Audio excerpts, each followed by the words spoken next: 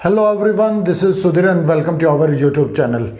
Today we discuss governor, general and viceroy. Difference between governor, general and viceroy. आज बेटा जो हम पढ़ेंगे हिस्ट्री की हमारी अगली वीडियो है। पहले मैं 3 वीडियो हैं वो बना चुका हूँ मॉडर्न हिस्ट्री के ऊपर। आधुनिक भारत की कौन कौन सी जो ब्रिटिश जो कंपनी थी वो भारत के अंदर आई, तो वो मैंने आपको पढ़ा दिया बेटा। उसी के आगे हम स्टार्ट कर रहे हैं हिस्ट्री, और ये क्लास नंबर हिस्ट्री की हमारी 4 है। क्लास नंबर 4 है, हिस्ट्री की 3 है। वो आपको मैं प्लेलिस्ट है उसी के अंदर इसको भी अपलोड है वो कर दूंगा बेटा, वहाँ से आप देख सकते हैं। तो हमने पढ़ा था कि लास्ट में कि कौन सी जो कंपनी थी, जो ब्रिटिश जो कंपनी थी काफ़ी शक्तिशाली रही और उसने भारत में जो राज है वो करना स्टार्ट कर दिया। लगभग पूरे भारत पर अंग्रेज़ों ने अपना अधिकार है वो कर लिया, और उस अधिकार को करने के लिए, उस अधिकार कर तो लिया, अब चलाने के लिए उन्होंने जो राजा है, जो शासन है, उसको चलाने के लिए प्रतिनिधि है उनकी आवश्यकता पड़ी। और जो प्रतिनिधि जो बनाए गए उन्होंने क्या कहा, गवर्नर जनरल और वाइसरॉय है वो कहा कंपनी ने। देखिए आपको एक बार थोड़ा रिकॉल करा देता हूँ मैं कि 1600 में कंपनी है वो आई थी, और कंपनी का उद्देश्य क्या था, केवल व्यापार था, व्यापार करना था। और तो उन्होंने क्या किया, व्यापार करने के साथ साथ जो यहाँ के जो प्रांत थे, जो क्षेत्रीय जो राजा थे, उनके साथ विवाद करना शुरू कर दिया और उनको जीतना स्टार्ट कर दिया, और धीरे धीरे अपना जो शासन है वो स्थापित कर लिया। क्या है कि बेटा जो शासन है वो करना स्थापित कर लिया। यदि वो व्यापार के उद्देश्य से रहते तो उन्हें वॉइसरॉय की कोई जो ये शब्द है गवर्नर और गवर्नर जनरल और वॉइसरॉय, इनकी कोई आवश्यकता नहीं होती। यदि वो व्यापार के उद्देश्य से रहते तो उन्हें इस प्रकार के जो शब्द हैं उनकी कोई आवश्यकता है वो नहीं पड़ती। उन्होंने जैसे जैसे शासन किया, जैसे आपको पता है कि प्लासी है, बक्सर है, मैसूर है, मराठा जो युद्ध है इनको जीता, और जो अपना जो शासन है उसको मजबूत किया। और मजबूत करने के साथ साथ उन्होंने इस चीज़ की कमी महसूस हुई कि हमारा जो शासन है उसको कैसे चलाया जाए। तो उसके लिए उन्होंने क्या है कि जो अलग अलग जो प्रतिनिधि हैं वो चुने, और उन प्रतिनिधि में से जो हेड होता था उसे गवर्नर जनरल और वाइसरॉय है वो कहा गया। जैसे आपको पता है कि इनके 3 प्रमुख क्षेत्र थे जिन्हें ये प्रेसिडेंसी कहते थे। 3 इनकी प्रेसिडेंसी थी। मैं एक बार, ये मैप है हमारा इंडिया का, देखना बेटा, ये मैप है। तो यहाँ पे सबसे पहली थी, यहाँ पे जो थी वो थी, सॉरी ये थोड़ी नीचे, यहाँ पे थी बॉम्बे, और यहाँ पे थी मद्रास, और यहाँ पे थी कोलकाता। ये 3 थी, और सबसे फेमस थी यहाँ ये थी कोलकाता प्रेसिडेंसी। तो प्रेसिडेंसी जो कोलकाता है वो फेमस थी। क्यों फेमस थी? क्योंकि जो प्लासी का जो युद्ध हुआ और जो बक्सर का जो वॉर हुआ, ये जो युद्ध हुए दोनों ये बंगाल के क्षेत्र में ही थे, और उनको जो व्यापार का जो उद्देश्य था वो केवल, या फिर मैं जो क्षेत्र था व्यापार का उनका केवल वो बंगाल ही था। काफ़ी ज़्यादा संपन्न भी क्षेत्र बंगाल ही था। तो अब पढ़ेंगे हम। देखिए पहले गवर्नर आए, पहले गवर्नर आए, फिर जनरल गवर्नर ऐड किया गया। ये मैंने उल्टा लिख दिया बेटा, ठीक है ना, सॉरी सही है। गवर्नर जनरल आए, फिर भारत का गवर्नर जनरल आया, और फिर वॉइसरॉय आए, और फिर आए प्रथम स्वतंत्र भारत के फिर से गवर्नर जनरल आए, और फिर जो जनरल गवर्नर जो पद है उसको समाप्त ही कर दिया गया। ये सारी जो चीज़ें हैं वो डिस्कस करेंगे। देखिए मैंने आपको बताया कि जो तीनों जो प्रेसिडेंसी थी उसके अंदर सबसे ज़्यादा जो संपन्न थी वो कौन सी थी हमारी, वो थी बंगाल। तो इन्होंने क्या किया, बंगाल का प्रथम गवर्नर, यहाँ से याद रखना, पहले तो क्या था, बंगाल का प्रथम गवर्नर था। एक चीज़ पहले इस चीज़ को सोल्व करेंगे, फिर इस चीज़ को, और फिर उस चीज़ को लास्ट में। बंगाल का प्रथम गवर्नर, फिर बंगाल का प्रथम जनरल गवर्नर। अभी तक बंगाल का पहले एक छोटा शब्द था गवर्नर, फिर एक शब्द और लगा दिया जनरल, गवर्नर जनरल बंगाल का ही। अब बंगाल को हटाकर क्या कर दिया गया, भारत कर दिया गया। अब उसको जो बंगाल का जो गवर्नर जनरल था उसको भारत का जनरल गवर्नर बना दिया गया, क्योंकि अंग्रेजों का पूरे भारत पर ही अधिकार था। और फिर जो क्या है कि जो जनरल गवर्नर जो शब्द है इसको समाप्त करके किसको ले आया गया? वॉइस रॉय को। वॉइस रॉय का अर्थ क्या होता है? राजा का प्रतिनिधित्व। क्यों? आपको पता है कि 1857 की क्रांति के बाद जो ईस्ट इंडिया जो कंपनी है उसका शासन समाप्त हो गया, और जो इंग्लैंड की जो महारानी थी विक्टोरिया, उसने अपने हाथ में डायरेक्ट इंडिया का जो शासन है वो ले लिया। और अब जनरल गवर्नर की जगह जो आए वो थे वॉइस रॉय। उनको क्या कहा गया? वॉइस रॉय। वॉइस रॉय का मीनिंग आपको पता है, राजा का प्रतिनिधित्व, कि जो राजा है उसने अपना जो प्रतिनिधित्व है, जो प्रतिनिधि है उसको भेज रखा है यहाँ पे शासन करने के लिए। अब क्या हुआ? अब वॉइस रॉय को समाप्त करके फिर से जनरल गवर्नर आया। क्या है बेटा? फिर से जनरल गवर्नर आया। जनरल गवर्नर क्यों आया? क्योंकि देखिए यहाँ पे स्वतंत्र भारत, यहाँ पे क्या है कि जो भारत है वो स्वतंत्र हो गया, और जो वॉइस रॉय का जो अर्थ है वो क्या है? राजा का प्रतिनिधि। तो यहाँ पे अब भारत स्वतंत्र हो गया, तो राजा कैसा? समझ आया बेटा? राजा कैसा?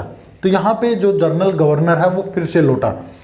और लास्ट है स्वतंत्र भारत का प्रथम भारतीय जनरल गवर्नर, या मैं कहूँ कि लास्ट भारतीय जनरल गवर्नर, और बाद में इसको समाप्त कर दिया गया। वो सारी चीज़ें हैं वो डिस्कस करेंगे। अब देखिए 1757 में आपको पता है क्या हुआ था? 1757 में क्या है कि जो प्लासी की जो लड़ाई है वो लड़ी गई थी, और अंग्रेज हैं इसके अंदर जीते थे। और इसमें सबसे जो इम्पोर्टेंट जो रोल रहा वो था रॉबर्ट क्लाइव। किसका था इम्पोर्टेंट रोल? था वो था रॉबर्ट क्लाइव का। और जो रॉबर्ट क्लाइव है उसी को बंगाल का गवर्नर है वो बना दिया। तो 1757 में पहला बंगाल का गवर्नर बना कौन? Robert Clive. और फिर क्या हुआ? 1773 तक ये सीरीज है ऐसे ही चलती रही। बंगाल में जो भी गवर्नर आए, मतलब जो भी जिसने भी राज किया, जिसने भी शासन किया, उसको हम गवर्नर के नाम से जानते थे। और ये 1757 से लेकर 1773 तक ये एज इट इज है वो चलता रहा। 1773 के अंदर एक एक्ट आया जिसको नाम दिया गया रेगुलेटिंग एक्ट। क्या है कि जो रेगुलेटिंग जो एक्ट है वो आया बेटा, और रेगुलेटिंग एक्ट के अंदर क्या किया गया कि जो गवर्नर जो शब्द है उसको क्या कर दिया गया? जनरल गवर्नर कर दिया गया। अब समझने की बात देखना बेटा, यहाँ भी गवर्नर है, यहाँ भी गवर्नर है, और यहाँ भी गवर्नर है। तो इन दोनों का इतना महत्व नहीं था। जो बॉम्बे है और जो मद्रास है, यहाँ पे जो गवर्नर थे उनका ज़्यादा इम्पोर्टेंस है वो नहीं दी जाती थी। तो इन दोनों को क्या है कि जो बॉम्बे वाला है और जो मद्रास वाला है, इसको किसके अंडर कर दिया गया? इसको जो कोलकाता है, कोलकाता के जो गवर्नर थे उसके अंडर कर दिया गया 1973 के एक्ट के दौरान, जिसे रेगुलेटिंग एक्ट है वो कहा जाता है।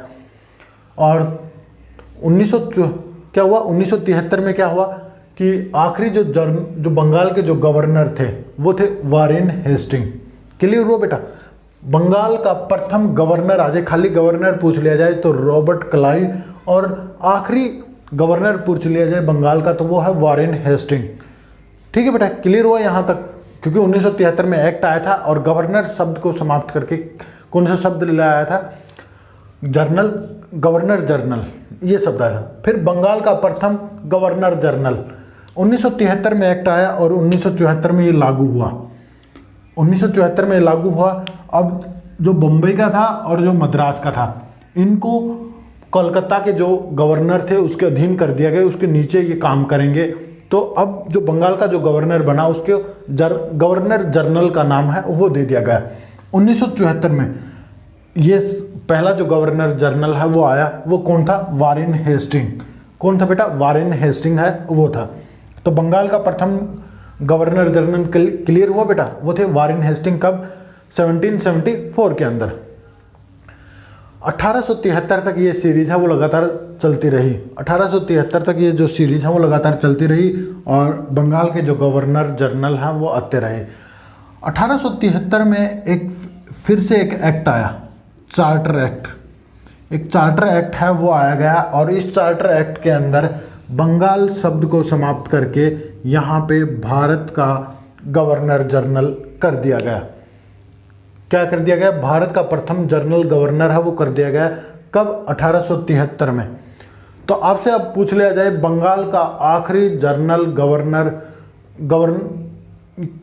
बंगाल का आखिरी गवर्नर जनरल कौन था? वो थे वारेन हेस्टिंग। ये थे बेटा वारेन हेस्टिंग।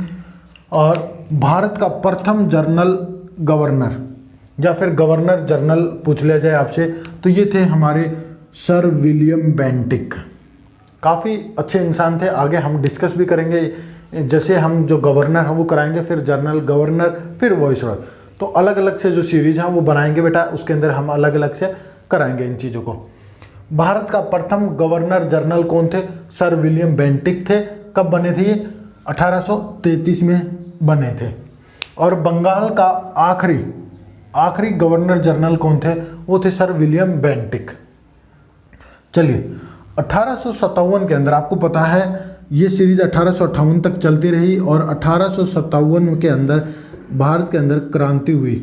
जब वो क्रांति हुई तो आपको पता है कि जो कंपनी है उसका शासन है वो समाप्त हो गया। और कंपनी का शासन समाप्त हुआ तो ब्रिटिश की जो महारानी थे विक्टोरिया या जो इंग्लैंड की जो शासन प्रणाली थी उसको भारत पर थोप दिया गया। जब भारत में थोप दिया गया तो उन्होंने जनरल जो जैसे कंपनी है उसका समाप्त हुई कंपनी, और कंपनी समाप्त होने के बाद गवर्नर जनरल का जो पद है ये ऑटोमेटिक समाप्त हो गया। इसकी जगह आए वॉइसरॉय। तो भारत का प्रथम जो वॉइसरॉय था वो कब आया? 1858 में। 1858 में भारत का प्रथम वॉइसरॉय है वो आए, वो थे लॉर्ड कैनिंग। कौन थे बेटा? Lord Canning. और भारत का अंतिम गवर्नर जनरल पूछ लिया जाए तो वो भी है लॉर्ड कैनिंग ही, क्योंकि 1857 के अंदर क्रांति हुई तो क्रांति भी इन्हीं के टाइम में हुई थी बेटा। ये सीरीज 1947 तक चलती रही और 1947 में भारत को आज़ादी मिली। जब भारत को आज़ादी मिली तो जो वॉइसरॉय का जो पद है वो समाप्त कर दिया गया। तो आपको भारत का प्रथम वॉइसरॉय पता चल गया कौन था? Lord Canning. और भारत का अंतिम वॉइसरॉय माउंटबेटन। ये माउंटबेटन ही भारत के आखिरी वॉइसरॉय थे। अब भारत स्वतंत्र हो गया। अब भारत स्वतंत्र हो गया तो इसके लिए शासन चलाने के लिए उन्होंने क्या किया? अपना जो जनरल गवर्नर है उसको लाया, क्योंकि वॉइसरॉय है वो तो आपको पता है कि बेटा वॉइसरॉय क्या थे? ये थे राजा का प्रतिनिधि। अब जो इंग्लैंड है उसका अधिकार है वो हम पे नहीं रहा, अब हम स्वतंत्र हो गए।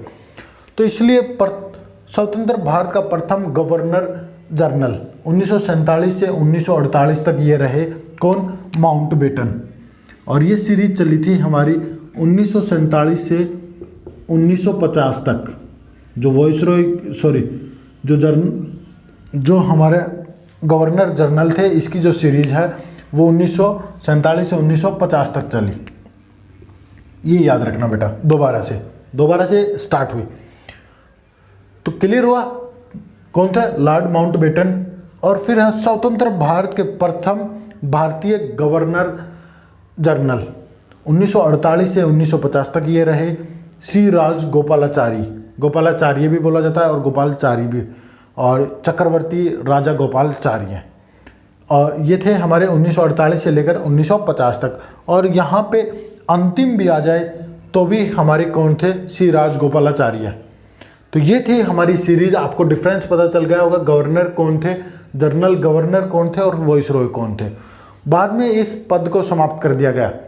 जो गवर्नर जनरल है इस पद को बाद में समाप्त कर दिया गया, क्योंकि आपको पता है कि हम 26 नवंबर 1949 को, क्या बेटा? 26 नवंबर 1949 को हमारे देश का संविधान बनकर तैयार हो गया और 26 जनवरी 1950 को हमारे देश का जो संविधान है, जो कॉन्स्टिट्यूशन है वो लागू कर दिया गया। और कॉन्स्टिट्यूशन में गवर्नर जनरल है ये जो पद है इसको समाप्त कर दिया गया और इसके स्थान पे जो शब्द लाया गया वो था प्रेसिडेंट, राष्ट्रपति।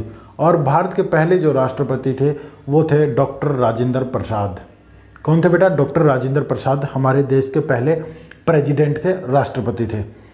और देखिए एक फैक्ट और बता देता हूँ बेटा मैं, देखिए यहाँ पे भारत है वो स्वतंत्र हो चुका था 1947 में, फिर भी भारतीयों ने जो माउंटबेटन है उसको ही जनरल गवर्नर है वो रखा, क्योंकि जो माउंटबेटन है इसके रिलेशनशिप कांग्रेस के साथ अच्छे थे। काफ़ी लोगों ने इसका विरोध भी किया और फिर बाद में 1948 में इसको हटा दिया गया। आप पूछोगे कि सर माउंटबेटन को ही क्यों रखा गया, क्योंकि इसके जो संबंध है वो कांग्रेस के साथ काफ़ी अच्छे थे, पंडित जवाहरलाल नेहरू के साथ काफ़ी अच्छे थे, इसलिए इसको जो गवर्नर जनरल है वो रखा गया। तो ये चीज़ें थी बेटा, आपको समाप्त पता चल गया होगा कि गवर्नर जनरल कैसे समाप्त हुआ, कौन थे कौन नहीं थे, तो कैसे ये पद है वो समाप्त हुआ, सारी जो डिटेल है वो मैंने आपको दे दी है। और अब अगली वीडियो के अंदर मिलते हैं गवर्नर के बारे में, कि जो गवर्नर हम वो होते क्या हैं, कैसे अपना काम करते थे और कौन इम्पोर्टेंट है, उन सभी को डिस्कस करेंगे बेटा। बस आज के लिए इतना ही, मिलते हैं अगली वीडियो के अंदर। Thank you.